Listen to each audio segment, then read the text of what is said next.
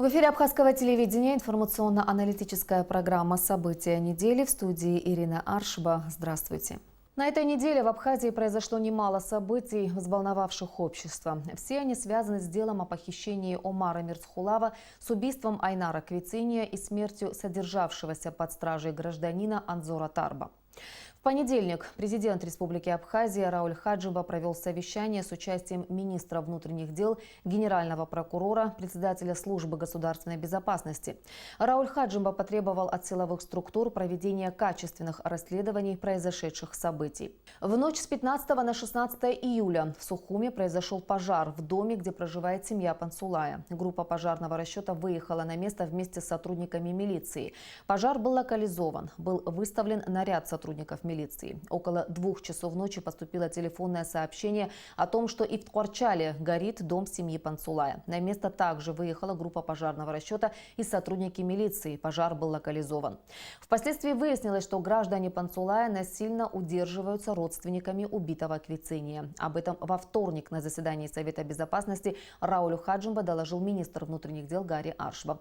Президент потребовал от правоохранительных структур усилить работу по расследованию резонансных уголовных дел. Всем руководителям правоохранительных структур еще раз даю указания и жестко я требую от вас действовать строго в соответствии с законом и предпринять все необходимые меры по поиску и задержанию разыскиваемых лиц, то есть Пансулая, и освобождению захваченных лиц.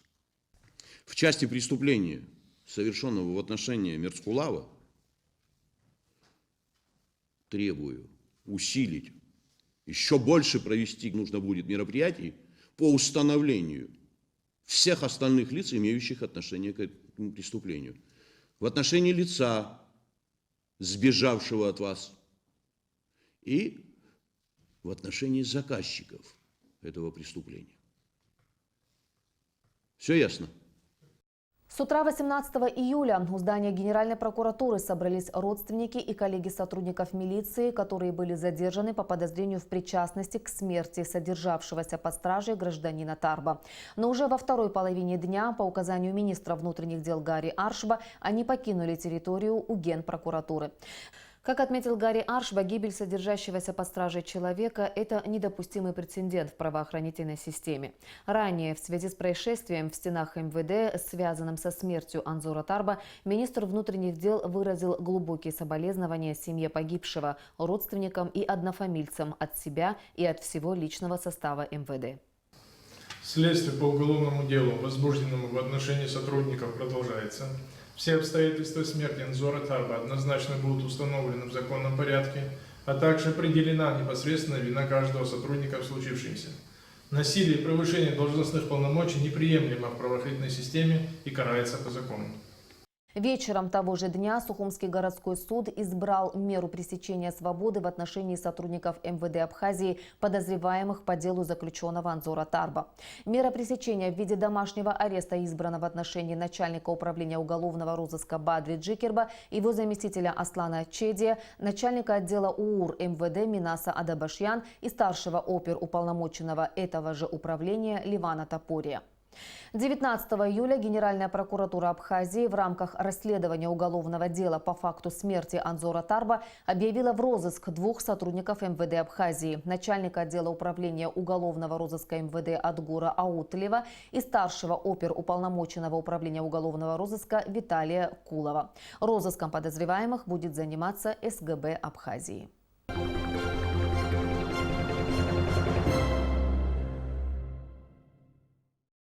Во вторник, 16 июля, Центральная избирательная комиссия завершила прием документов и регистрацию инициативных групп и политических партий для выдвижения кандидатов в президенты Абхазии.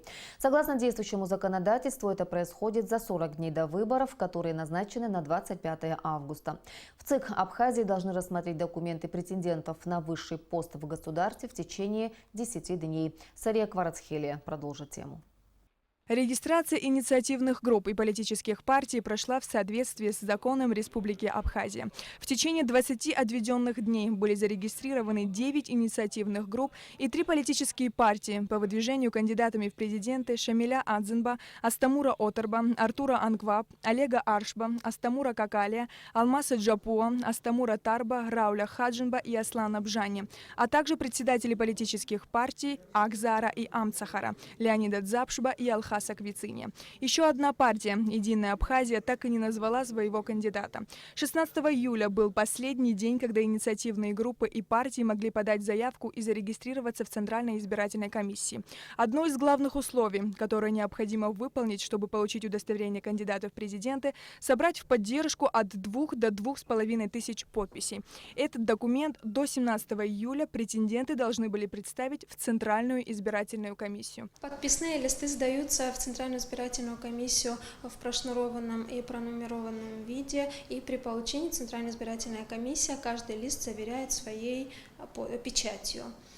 После чего все документы передаются на рассмотрение Центральной избирательной комиссии, в которой создана специальная комиссия по проверке документов, необходимых для регистрации кандидатов в президенты и в вице-президенты. Если инициативная группа подает недостаточное количество подписей, то, естественно, не получает регистрацию. И если даже ЦИК засомневается в некоторых подписях и данное количество превысит 10%, тоже кандидат не получает регистрацию. Впервые за историю президентских выборов в Абхазии так много претендентов на высший государственный пост в стране.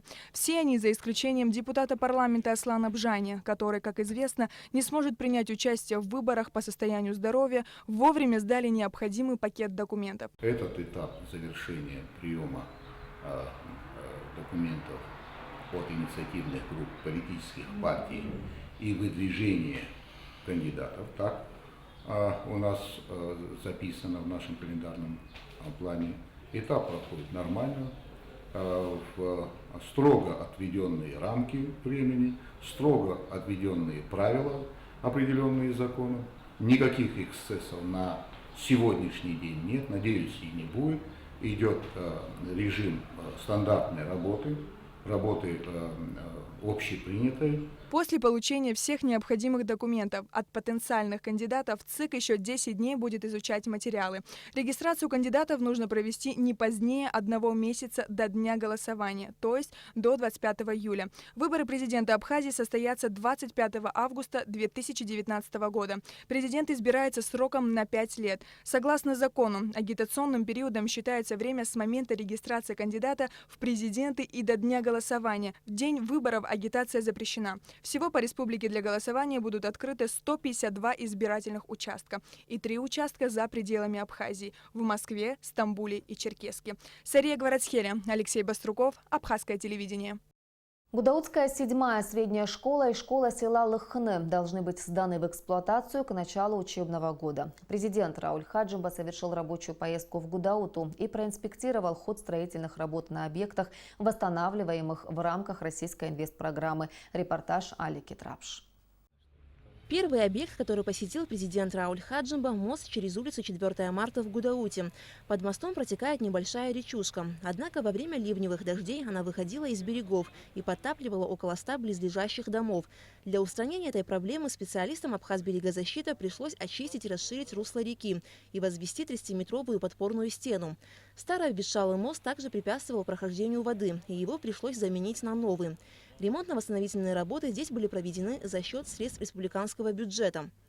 Затем Рауль Хаджинба посетил здание школы номер 3 в Гудауте, где идет капитальный ремонт за счет средств российской инвестпрограммы. Школа была построена еще в 80-х годах прошлого века, и до ремонта из-за плохого ее состояния здесь обучалось всего 120 детей. Все они на время проведения строительства размещены во 2-й Гудаутской школе. После ремонта учебное заведение сможет принять около 700 учащихся. Бюджет работ составляет 87 миллионов рублей. На сегодняшний день большая их часть уже проведена. Внутренние все работы, видите, закончились полностью. Осталось только наружное благоустройство. Корректировку сделали, фасад не входило, как видите, вот в смете не входило. Сделали корректировку, да и фасад добили. Актовый зал видели, вон там актовый тоже не было. Ну, тоже завершили.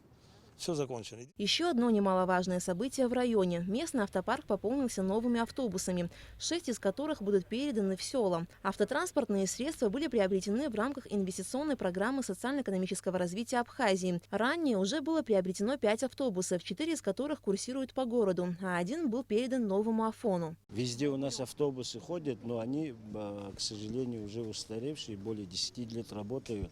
Знаете, какие дороги у нас в селах, не везде асфальт лежит, поэтому они быстро изнашиваются. Мы как-то пытаемся каждый год поддерживать. Но когда новые автобусы есть, у нас тоже проблем поменьше будет с их содержанием. Мы еще не распределили, потому что у нас и школы, и села желающих много, но сейчас мы будем определять. Затем Рауль Хаджимба посетил школу в селе Лыхны, где также идет к завершению капитальный ремонт. На сегодняшний день сделано 90% всех работ. Осталось только оснастить кабинеты необходимым инвентарем и благоустроить территорию. Ремонт в школе осуществлен в рамках инвестпрограммы социально-экономического развития Абхазии. Сметная стоимость работ составляет 113 миллионов рублей. Проведен был большой капитальный ремонт. Это с армированием бетонных частей. Пришлось все стеновые панели закреплять по специальным устройствам. Я думаю, что максимально комфортные условия здесь созданы для наших учеников. Пока в Лыхнинской школе шел ремонт, ее учащиеся занимались в здании администрации села, а многие родители отправили своих детей в другие школы. Но директор учебного заведения надеется, что после ремонта будет много желающих учиться в селе Лыхны. Новая школа рассчитана на 800 учеников. Учебный процесс здесь возобновится к 1 сентября. Сейчас, увидев такую красоту, я думаю, не то, что наши дети, которые ушли в другие школы, другие дети, конечно, к нам придут. И сейчас уже пишут, звонят, интересуются, когда с документами можем прийти. И я думаю, количество наше вот сейчас до 250, наверное, возрастет. В таких условиях будут все с удовольствием заниматься, а учителя наши постараются дать им максимум знаний. В завершении поездки Рауль Хаджимба подвел ее итоги. Неплохие объемы работ сделаны и по дорогам, и по мосту, который был достаточно важен для населения. Каждый год поднимались вопросы, связанные с темой наводнения. Сегодня эта тема снята. Что касается школ, это вызывает, откровенно говоря, радость того, что у нас есть такие школы. И самое главное и важное, чтобы эти школы были наполнены. Надеюсь на то, что как раз-таки вновь отремонтированная школа позволит родителям вернуть своих детей в село, и школа достойна любого даже города. Как отметили строители, учебные заведения будут сданы в эксплуатацию к началу нового учебного года. А значит, многие первоклашки 1 сентября впервые переступят порог новых, современных и комфортных школ. Аля Катрапш, Тамас Чиковани, Алексей Баструков, Абхазское телевидение. В рамках российской инвестпрограммы содействия социально-экономическому развитию Абхазии на 2017-2019 годы Гудаутскому району было выделено более 1 миллиарда рублей. Сейчас почти все работы, предусмотренные программой, близятся к завершению. В районе также сделано немало за счет средств республиканского бюджета. Мы побеседовали с главой администрации Гудаутского района Русланом Ладария, который рассказал нам обо всем более подробно. Руслан Михайлович, в Абхазии разгар курортного сезона, и, как мы знаем, в Гудаутском районе расположены 2 крупнейших курортных объекта, 2 главные достопримечательности Абхазии – это Новоафонская пещера и озеро Ридза. Расскажите нам о предварительных итогах сезона. Каковы показатели на данный момент? Ну, курортный сезон начался неплохо, надо признать, по показателям мы видим, что даже лучше, чем в прошлом году. Это видно по отчетам и Ридзинского национального парка, и Новоафонской пещеры. Ридзинский национальный парк показывает больше людей на 1020, чем в прошлом году, что посетило. Афон пока на уровне прошлого года. Надеемся, что показатели будут получше. А так, подводить итоги пока рано, конечно, мы подводим итоги осенью и по количеству, и по тем доходам, которые поступают к нам в бюджет от курортного сезона. Наш район очень ждет всегда сезон, потому что в основном бюджет пополняется за счет не только этих объектов больших, да, у нас в последнее время немало открылось и мини-гостиниц, и больших гостиниц, это и в Афоне, и в прилегающих селах, которые ближе к морю. И в городе у нас неплохие гостиницы открылись за последние несколько лет. То есть и сейчас, как мы видим, и заполняемость хорошая, но опять-таки все это будет понятно уже осенью. Тут еще много факторов, которые влияют на развитие курортного сезона.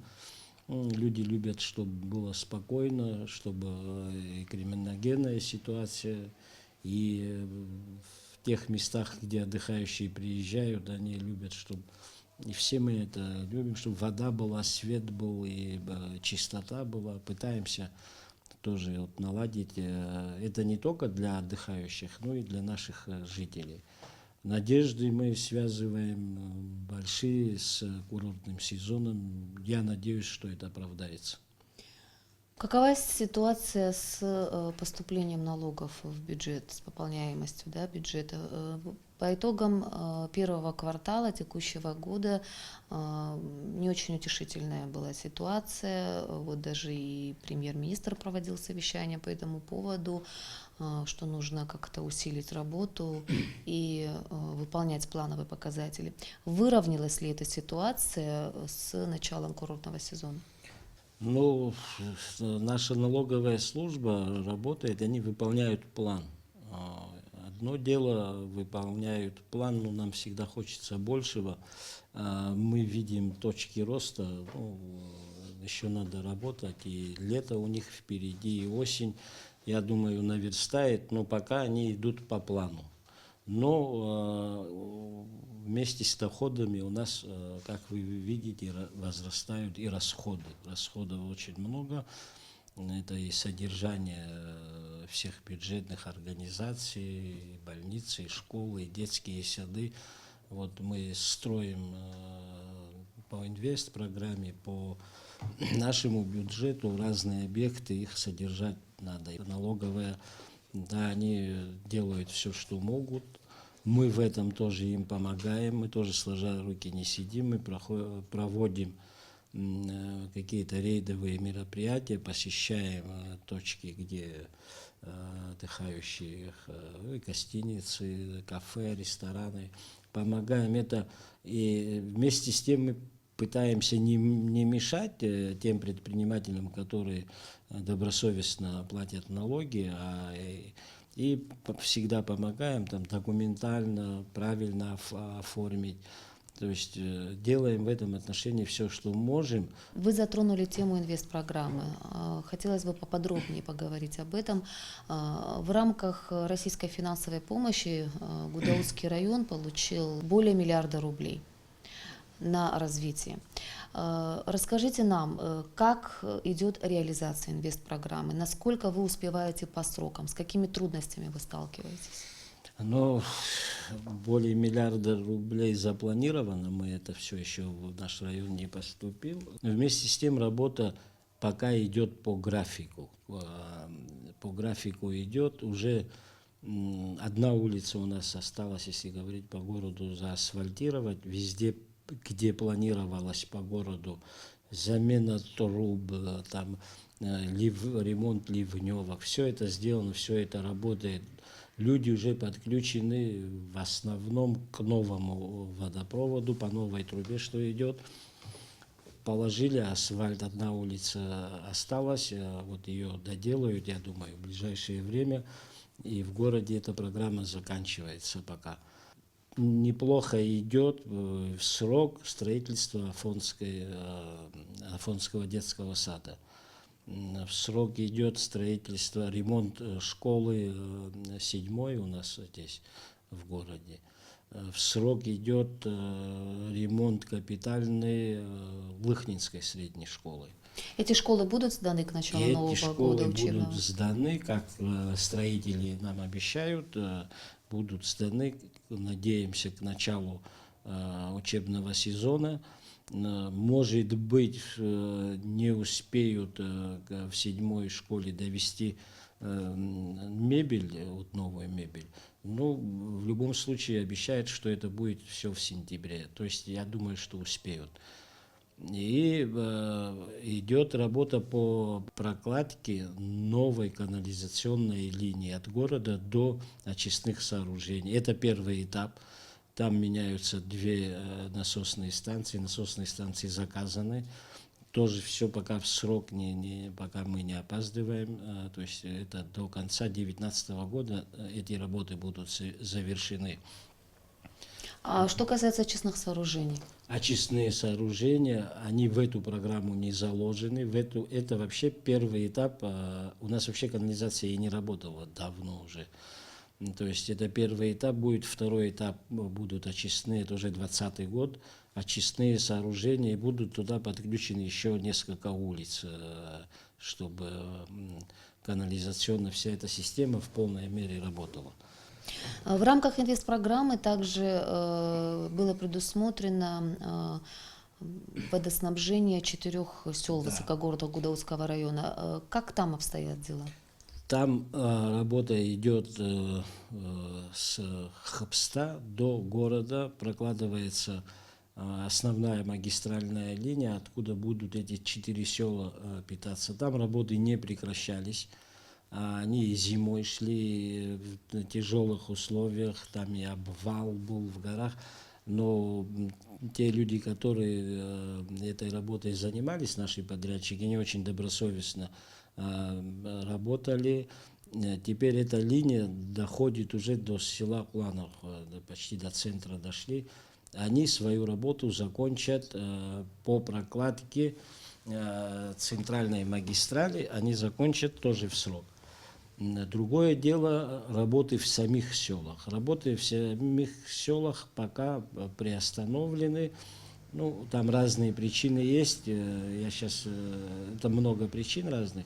Но работы эти тоже будут продолжены. В одном селе Кулановка там, в принципе, 90% труба лежит уже. Им надо только будет подключиться к той магистрали, которая через село Кулановку идет, и построить там надо резервуар. То есть сейчас самая лучшая ситуация в этом отношении. Ближе всех, так скажем, к воде находится село Кулановка. В селе Абгархук проложен центральный магистраль. Ну, будем признавать, с недоделками, которые будут тоже устранены. Там тоже должен быть резервуар и разводка по всему селу. Вот тоже, я думаю, в течение 10 дней люди, проектировщики будут она, в принципе, сделана, но надо еще походить по селу, там кое-что доделать, домерить. И там тоже и также и в Звандрипше, и в селе Мгудзерхо. Эти работы будут продолжены. А когда вы планируете завершение, когда люди получат воду? Ну, это уже будет в следующем году. Я так думаю, что в этом году не. Ну, Кулановку могут успеть, а остальные села, центральные магистрали, это точно будут сделаны, будут работы по разводке. Ну, все зависит от того, как будут работать. Это, вы знаете, у нас рельеф неравнинный, все эти села, рельеф очень сложный, а у нас люди живут, сами понимаете, один живет на этой стороне горы, другой живет на другой стороне, но всем вода нужна. Очень остро стоит во всех этих селах. Это действительно села, которые не имеют, нуждаются и в советское время тоже не имели. Поэтому сейчас мы уверены, что это сдвинется, и работы пойдут. И если вот сейчас сдвинется, то это уже и нам будет точно известно сроки окончания работ. Я не думаю, что это уже не так долго осталось нам всем ждать, потому что я сам с одного из этих сел, я знаю, что такое нехватка воды, особенно в летнее время. И здесь плюс не только нехватка воды, еще и качество воды.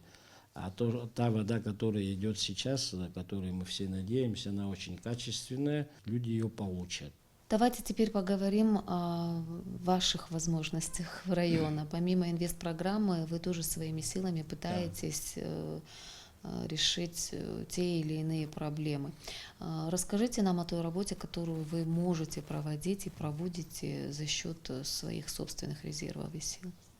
Ну, на самом деле у нас возможности не такие большие, как нам хотелось бы, но вместе с тем мы каждый год что-то делаем из своих собственных средств, возможностей, из возможностей района. Нам помогает и республиканский бюджет, когда какие-то непредвиденные ситуации складываются.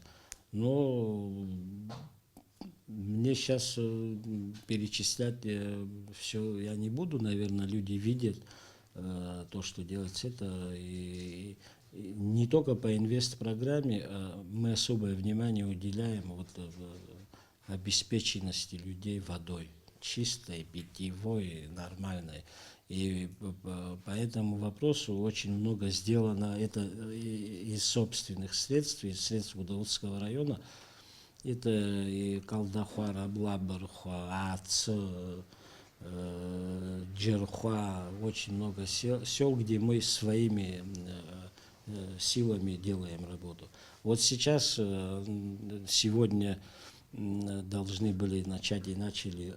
У нас один район целый, вот район Гвоздильного завода, сидит без воды. У них колодцы пересыхают, это город. И они и в советское время тоже, у них не было центрального водоснабжения. Это тоже из наших средств. Мы начали работу там. Я думаю, в кратчайшие сроки эти люди получат воду. Много вот там крыши, школы, какие-то ремонтируем, тротуар прокладываем, освещение города. Очень много, которые мы сами делаем и должны делать. Потом 20 сел у нас. Села все всегда нуждаются во внимании от бюджета районного. Это дороги, это разные мероприятия. То есть в этом отношении мы тоже делаем то, что можем.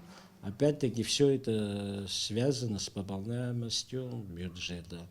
Если мы научимся, те, кто работает, платить налоги, эти налоги, они уйдут в наш город, в наши же села, нашим же людям. И все это потихонечку будет меняться. Мы хотим, чтобы это менялось насколько возможно быстро, потому что здесь очень много надо делать. Мы, туристы сейчас, сами знаете какие, они в Европу ездят и в разные страны ездят, они смотрят, они сравнивают. И мы в этом отношении не должны отставать. Не всегда наши возможности не совпадают с тем, что надо делать, но идем, мы развиваемся, район развивается, хотим другими темпами, но пока я считаю, что пока мы идем нормально. Вы частично затронули вот уже инвестпрограмму на 2020 год, в частности, туда войдут очистные сооружения. Запланированы ли еще какие-то объекты в программу следующую инвестиционную? Программа следующая инвестиционная не утверждена пока, но вместе с тем вот какие-то параметры уже известны. Мы очень просили, чтобы на нас тоже внимание наш район обратили, поэтому будет очень много дорог, асфальт. Это город, много улиц будет асфальтирование. Это асфальт по селам. Особое внимание будет уделено селу Дурипш, потому что сейчас вся вода идет оттуда, поэтому и по асфальтированию, там и по всем многим мероприятиям будет внимание Дурипшу уделено. Это и из бюджета нашего, и из республиканского, и из инвестпрограммы. Асфальт в селе Ачандар, то есть во многих селах Аацо, Абгархук, там вот в большей степени это будет асфальтирование и вторая очередь канализация, потому что ни один город, ни один туристический центр, я не знаю. Учитывая еще, что у вас так много гостиниц появляется. Да, учитывая эту проблему, у нас уже сегодня гостиницы, нам некуда подключать, поэтому, то есть очень важное значение имеет канализация, поэтому это будет работа продолжена. И это даже, я думаю, даже 2022 инвестпрограмма, она не все сможет охватить, не все проблемы наши решить именно по канализации.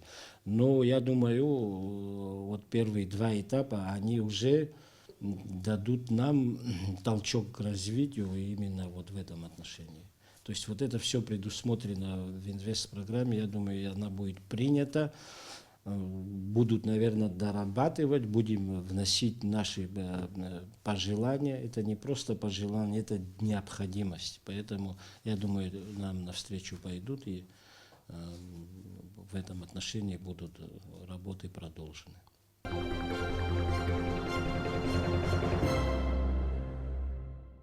В Абхазию прибыли представители абхазо-абазинской диаспоры из Египта, с которыми в субботу встретился заместитель министра иностранных дел Одиссей Беглава.